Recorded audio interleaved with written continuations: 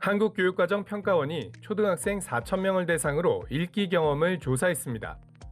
하루에 30분 동안 책을 읽는다는 학생이 36.3%로 가장 많았고 1시간 정도가 17.9%, 1시간에서 2시간 사이가 12.8%, 2시간을 넘긴 학생이 4.6%였습니다. 거의 읽지 않는다고 답한 학생도 28.2%에 달했습니다. 책 읽는 시간은 학년이 올라갈수록 적어졌습니다. 6학년은 33.5%가 거의 읽지 않는다고 답해 3명 가운데 1명꼴이었습니다. 책을 거의 읽지 않는다는 응답은 읍면 지역에 가장 많았고 대도시에 가장 적었습니다. 반대로 하루에 1시간 이상 책을 읽는 학생의 비율은 대도시에서 가장 높았고 읍면 지역에서 가장 낮았습니다. 학생들이 책을 읽는 장소는 집, 학교 교실, 학교 도서관 순이었고 책 읽기를 도와주는 사람은 가족, 선생님, 친구 순이었습니다. 책 읽는 시간이 늘어날수록 문해력 점수도 높아지는 것으로 분석됐습니다. 문해력 평균 점수는 여학생이 남학생보다 높았고 대도시가 읍면 지역보다 높았습니다. 심층 분석 결과 학생들의 문해력 수준은 특히 휴대전화 사용 시간과 관련이 있었습니다. 문해력 수준이 상인 학생은 대부분 부모가 휴대전화 사용 시간을 제한했고 문해력 수준이 하인 학생은 휴대전화 사용을 통제받지 않는 편이었습니다. 연구진은 학교의 독서 활동이 학생 수준에 맞게 효과적으로 운영되고 있는지 점검해 볼 필요가 있다고 지적했습니다. EBS 뉴스 황대훈입니다. 우리나라 국민들의 책 읽는 습관을 파악하기 위해 지난 1994년부터 이뤄지는 국민독서 실태조사. 지난해 조사 결과 성인 가운데 일반 도서를 단 한 권이라도 읽거나 들은 사람은 43%에 그쳤습니다. 조사가 시작된 1994년 86%에 달했던 독서율은 매년 꾸준히 감소해 전자책 등이 포함된 2013년 이후에도 줄곧 내리막을 보이고 있습니다. 연령별로는 60세 이상의 독서율이 15.7%로 직전 조사보다 8%포인트나 떨어졌고 가장 높은 독서율을 보인 20대 역시 직전 조사보단 감소한 것으로 나타났습니다. 소득별 격차도 컸는데 월 평균 500만 원 이상 버는 계층의 독서율이 54.7%에 이른 반면 월 200만 원 이하인 경우 독서율은 9.8%에 불과했습니다. 책을 읽지 않는 이유론 일 때문에 시간이 없어서가 가장 많았고 스마트폰이나 게임 때문에 책 읽는 습관이 들지 않아서 등이 뒤를 이었습니다. 인공지능 기술이 고도화되면서 영상 추천 알고리즘이 발달하고 숏폼 등 짧은 영상 매체들이 발달하면서 독서 시간을 빼앗았다는 분석이 나옵니다. 다만 이처럼 바뀐 매체 환경에서 독서율을 끌어올리자는 주장에만 머물러선 안 된다는 목소리도 나옵니다. 문식력이나 교양의 개념이 시대에 따라 변화했기 때문에 그 예전 시대의 잣대를 가지고 계속 비판만 하면 개선이 안 될 것 같아요. 문식성의 개념도 좀 바뀌어야 되고 평가 잣대도 좀 바뀌어야 되는 게 좋다고 생각을 해요. 초중고생의 종합독서율은 코로나 시기였던 2021년보다 4.1%포인트 오른 95.8%로 한 해 동안 읽은 책도 36권으로 같은 기간 1.6권 늘었습니다. EBS 뉴스 송성환입니다.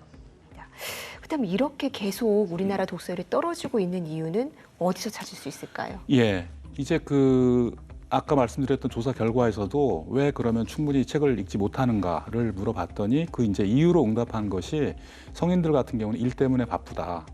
그다음에 이제 초중고 학생들 같은 경우에는 공부 때문에 바쁘다. 근데 이 바쁘다라고 하는 거는 이제 인정을 하면서도 하지만 또 할 거는 또 다 하거든요. 그래서 이제 여러 가지 게임이라든가 오락이라든가 뭐 여러 가지 이제 동영상을 본다거나 혹은 어디 여행을 간다거나 할 일을 다 하고 있습니다. 근데 실제로 책을 읽지 못하는 이유는 바빠서라기보다는 즐거운 체험으로서 어떤 독서 습관이라고 할까? 이런 것들이 몸에 이제 들지 않았기 때문에 어떤 즐거운 일 같은 경우에는 누가 말려도 이제 하게 되는데 그렇지 않은 경우에는 누가 시켜도 하기가 싫거든요. 그러니까 어떤 어릴 때부터 이런 독서 습관이라고 하는 것이 즐거운 체험으로서 이게 이제 몸에 쌓이지 않았기 때문에 이제 시간이 주어진다고 하더라도 시간이 없어서 책을 못 읽는 것이 아니라 실제로는 다른 활동들을 더 하게 되고 그래서 우선순위에서 이제 책 읽기가 밀리는 현상이 지금의 실태라고 볼 수가 있을 것 같습니다. 예, 즐거운 체험으로서의 어떤 경험이 부족하다. 그렇다면 이렇게 독서율이 떨어지다 보면 우리 사회는 어떤 영향을 미치게 될까요? 어떤 한 개인이 10년 동안, 20년 동안 꾸준히 책을 읽는 사람이 있고 또 그렇지 않은 사람이 있다라고 했을 때 그 차이는 아주 분명하게 나타날 것입니다. 책 읽기를 통해서 어떤 생각하는 힘이라든가 창의력이 함양된다. 그 이외에도 심지어 이제 그 노인들 같은 경우에는 어떤 치매 예방 효과가 있다라고 하는 것처럼 굉장히 다양한 그리고 간접 경험을 통해서 굉장히 많은 것을 체득을 할 수가 있는데 이제 이 책 읽기를 통해 성공한 사람들이 굉장히 많이 있어요. 이분들의 공통적인 특징이 책이 좋아서 읽었고 그걸 통해서 창의력이 함양됐었던 빌 게이츠를 비롯해서 마이클 저커버그라든가 굉장히 많은 사람들이 그런 경험담을 이야기하고 있고 현재도 열심히 읽고 있거든요. 근데 이제 그것이 책 읽기가 굉장히 중요하다라고 하는 것을 아주 보여주는 단적인 사례라고 이렇게 볼 수가 있을 것 같습니다. 예, 결국은 좋은 습관을 쌓는 게 중요한데 그렇다면 책을 읽기 위한 습관 어떻게 들을 수 있을까요? 예, 문제는 책을 현재 읽고 있는 사람들이 아니고 읽지 않고 그리고 아주 간헐적으로 읽고 습관이 없는 분들인데 이 경우에는 사실은 가정이든 직장이든 사회적으로 함께 읽는 그런 환경을 만드는 것이 결정적으로 중요하다라고 생각을 합니다. 그래서 내가 읽고 싶지 않더라도 그런 읽는 문화에 자연스럽게 이렇게 포용이 될 수 있도록 그렇게 하는 게 중요한데요. 가정에서는 이제 그 부모님들이 이 잠자리 독서라든가 혹은 이제 시간을 정해가지고 30분, 하루에 30분 정도 책을 읽는 시간을 갖게 하고 그 다음에 가능하면은 이제 그 핸드폰 사용하는 시간을 좀 줄여주고요. 또 시간이 날 때마다 정기적으로 서점이라든가 도서관에 방문한다든가 그리고 제일 중요한 것은 부모님 스스로가 양육자가 책 읽는 모습을 보여주는 겁니다. 성인이 읽지 않으면서 아이한테 읽으라고 해도 읽지 않거든요. 그리고 직장 같은 데서도 이제 이 아침에 출근해가지고 30분 정도 책을 읽는 그런 직장들이 있어요. 그리고 이제 군대에서도 이제 병영 점호 시간에 그렇게 하는 곳도 있고 그래서 그런 시간이 되면 읽지 않던 사람들도 같이 읽을 수가 있고 실제로 초, 중 학교에서 이제 아침 독서 하는 곳들이 있지 않습니까? 한 20분 정도씩 이런 곳들은 전체 학생들이 같이 읽게 되기 때문에 읽지 않는 사람도 줄어드는 그런 효과가 있죠. 예, 이렇게 개인의 노력도 중요하겠지만 이 사회 전체적으로 책을 읽기 위한 분위기나 환경을 조성하는 것도 중요하지 않겠습니까? 어떻습니까?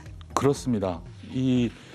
저희 우리나라에서 이제 중요한 것 중에 하나가 지금 이제 독서문화진흥법이라든가 여러 가지 정책들이 시행은 되고 있지만은 피부에 잘 와닿질 않아요.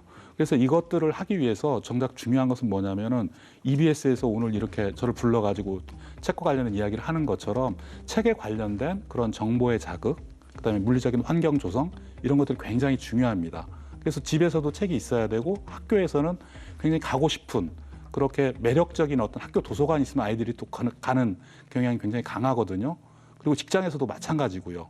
예, 독서 동아리를 활성화시키거나 이래서 우리가 이제 그 생활하는 그런 환경 공간에서 좀 책 읽기가 우리 삶을 풍요롭게 해준다.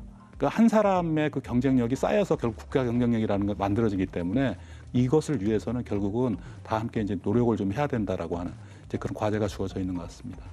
네, 쉽고 편하게 책을 접할 수 있도록 어떤 정책적인 노력도 뒤따라야겠다는 생각이 듭니다. 대표님 오늘 말씀 잘 들었습니다.